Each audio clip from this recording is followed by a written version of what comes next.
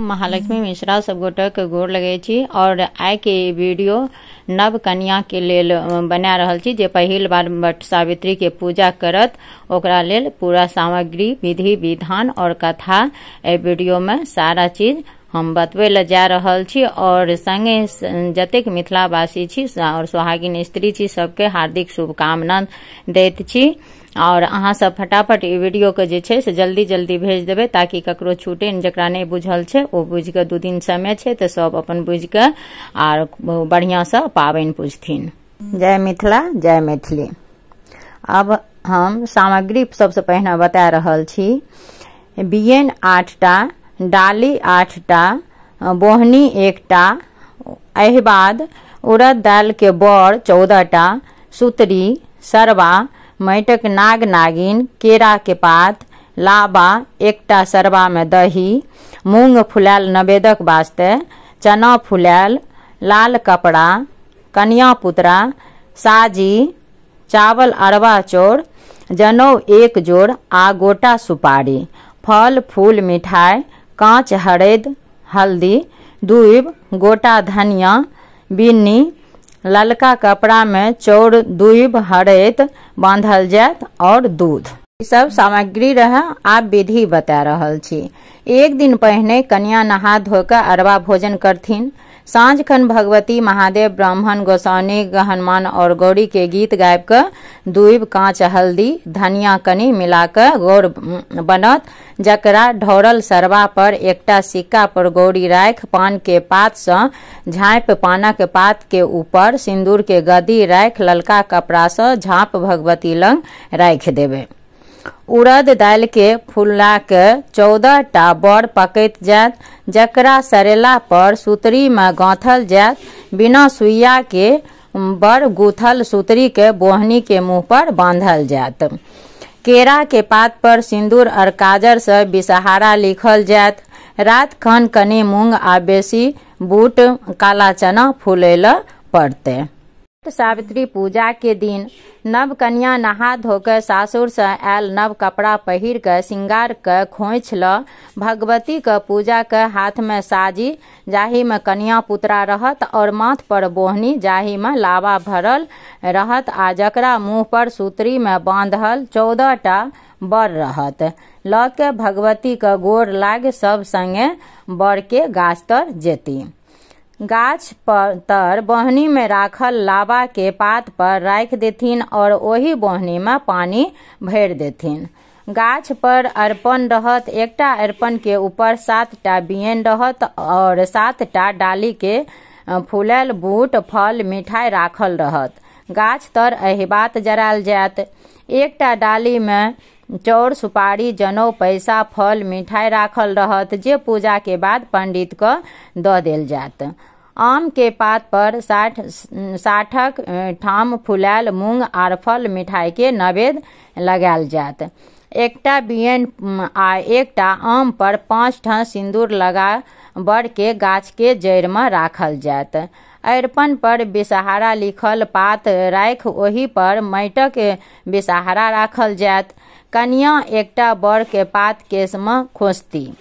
सबटा ओरियान बाद कन्या गौरी सभक सासुर वाला नैहर वाला जे रात में बनल आ विवाह वाला आगू नवेद राख फूल सिंदूर ल के गौरी पूजथिन। ओकरा बाद बिन्नी हाथ में ल जांघ तर बोहनी राख कथा सुनती। कथा ब्लॉग में नीचा उपलब्ध भेटत जे हम लास्ट में बतेबे। कथा सुनला के बाद कन्या साड़ी के खूट पर गाछ तर रखला आम आर 1टा सिंदूर के गद्दी ल के मोली धागा बांधैत गाछ के चारों तरफ 5 बेर घूमती।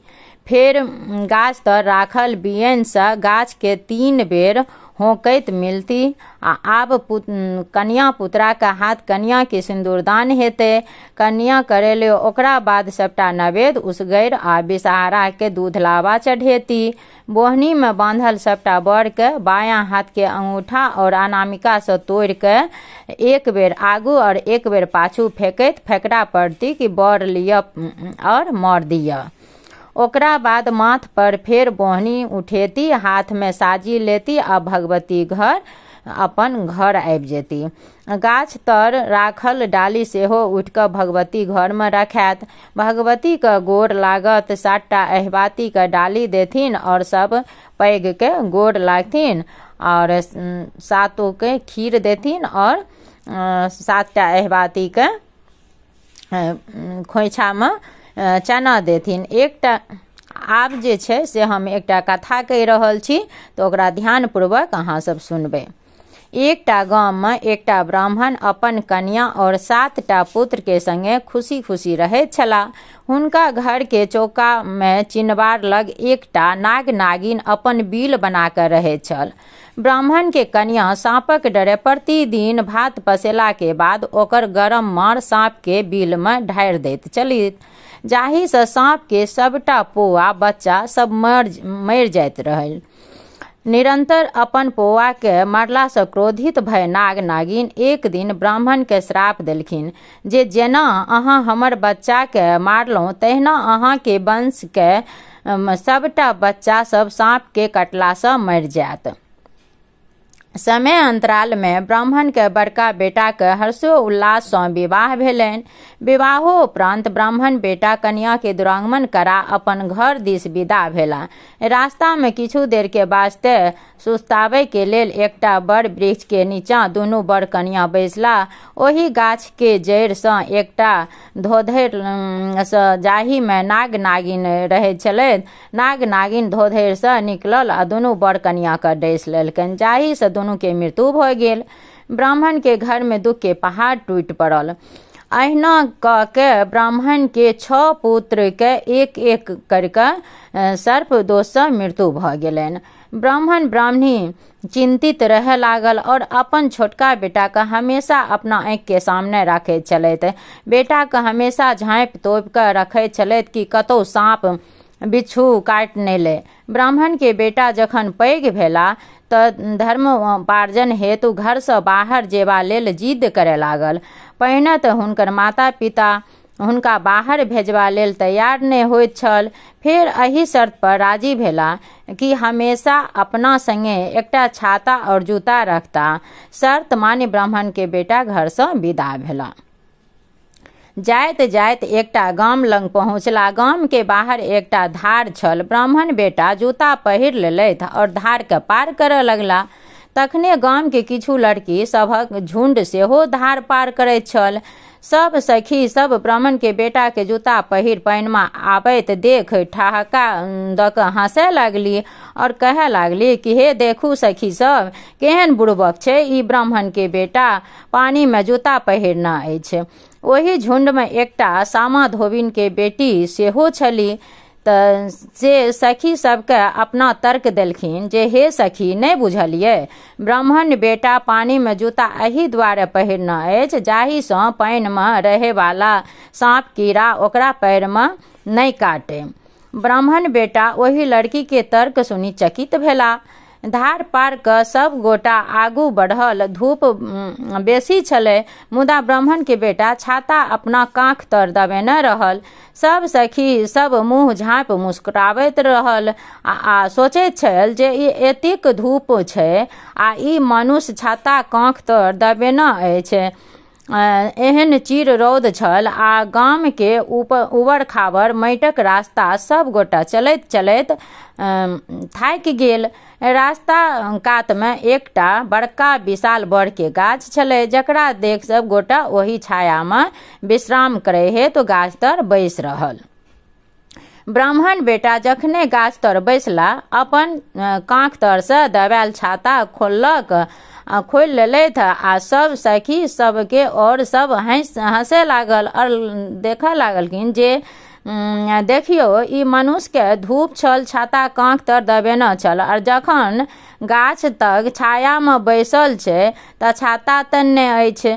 सामा धोबिन के बेटी जे ब्राह्मण के बेटा पर ध्यान देख रहल छलथि, फेर अपन तर्क देलखिन जे हे सखी सब, अहाँ सब फेर नहीं बुझलियै, ई ब्राह्मण के बेटा गाछ पर रहे वाला सांप कीड़ा सँ अपना के बचावे के लेल गाछ पर छाता तन्ने छै। ब्राह्मण के बेटा जे बेर काल सँ सामा बेटी के तर्क सुनैत छला, ओकर बात सँ ततेक प्रभावित भेला कि सोचलथि कि अगर विवाह करब तऽ एही चतुर कन्या सँ करब। ब्राह्मण बेटा गामक धोबिन लग गेला और धोबिन सामा से कहलखिन जे हम अहाँ की चतुर बेटी सँ विवाह करय चाहै छी। सामा धोबिन तैयार भ गेली और खुशी खुशी दुनू के विवाह क देलखिन। जखन विदागरी के समय आयल तऽ सामा धोबिन कहलनि जे हे बेटी, हम तऽ गरीब छी, हमरा लग धन दौलत किछु नहि अछि, अहाँके हम विदागरी में की दिए। सामा के बेटी ताहि पर उत्तर में कहलथिन जे हे माय, अहाँ हमरा किछु नहीं दिय, मात्र कनिटा धान के लावा, कनि दूध, बोहनी आर एकटा बियन द के आशीर्वाद दिय जे हम अपना पति और हुनकर वंश वृद्धि में सहायक होब। सामा धोबिन सब चीज से हुनकर बेटी कहलकनि ओरियान क के देलखिन और आशीर्वाद दे दुनू बर कन्या के विदा केलखिन। ब्राह्मण बेटा अपना कन्या के ल अपना गाम दिस चलय लागल। चलैत चलैत जखन दुनू गोटा थाकि गेला तऽ विश्राम करबा लेल एकटा बड़ गाछ के नीचा में रुकि गेला। सामा धोबिन के बेटी अपन माय के देल सबटा सामान गाछ के नीचा में राख अपना बड़ संगे आराम करे लगली। ओही बड़ के जड़ में एकटा नाग नागिन बिल में संगे रहैत छल। गाछ के जड़ लग दूध, लावा और बोहनी में राखल पानी देख नाग के भूख और प्यास जागृत भ गेले और नाग अपना बिल से निकल बाहर जेबाक लेल व्यग्र भ गेला। नागिन बार बार मना करे लगलथिन किंतु नाग नहीं मानलथि आ बाहर आबि जहिना बोहनी में राखल पानी के पीबाक लेल ओहि में मुँह देलखिन कि धोबिन बेटी नाग समेत बोहनी के हाथ में पकड़ अपना जांघ तर में दाबी के राख लेलथि। नाग कतबो प्रयास केलथि निकले के पेलथि। जखन बड़ी काल बितला के बादो नाग घुरी के नहीं अयला तऽ नागिन बाहर निकललखिन और देखलखिन जे नाग के तऽ एकटा नव कन्या पकड़ने अछि। नागिन ओकरा से कहलथिन कि नाग के छोड़ दिय, परंतु सामा बेटी नहीं मानलखिन। नागिन के निरंतर अनुनय विनय के बाद धोबिन बेटी एकटा शर्त राखलखिन जे हे नागिन, हम अहाँ के पति नाग राजा के तखने छोड़बनि जखन अहाँ हमरा पति और हुनकर वंश के सर्प दोष से मुक्त करब, संगहि हुनकर छबो भाई के जे मारि देने छी पुनः जीवित करब। नागिन विवश छलनि धोबी बेटी के शर्त मनवा लेल। नागिन स्वर्ग से अमृत आनलथि और ब्राह्मण के सबटा पुत्र वधु के जीवित क सर्प दोष से मुक्त क देलखिन और आशीर्वाद देलखिन। तखन जाकर धोबिन बेटी नाग के छोड़लखिन और अपन करनी के लेल क्षमा मांगे नाग नागिन के प्रणाम केलथि। तखन नाग नागिन ब्राह्मण के सबटा पुत्र पुत्रवधु सबके आशीर्वाद दैत कहलथिन जे ज्येष्ठ मास के अमावस्या दिन विवाहित कन्या सब जो बड़ के गाछ के पूजा करैत और विषहारा के दूध लावा चढ़ा हुनकर पूजा करतीन, हुनकर सबके सुहाग अखंड रहत।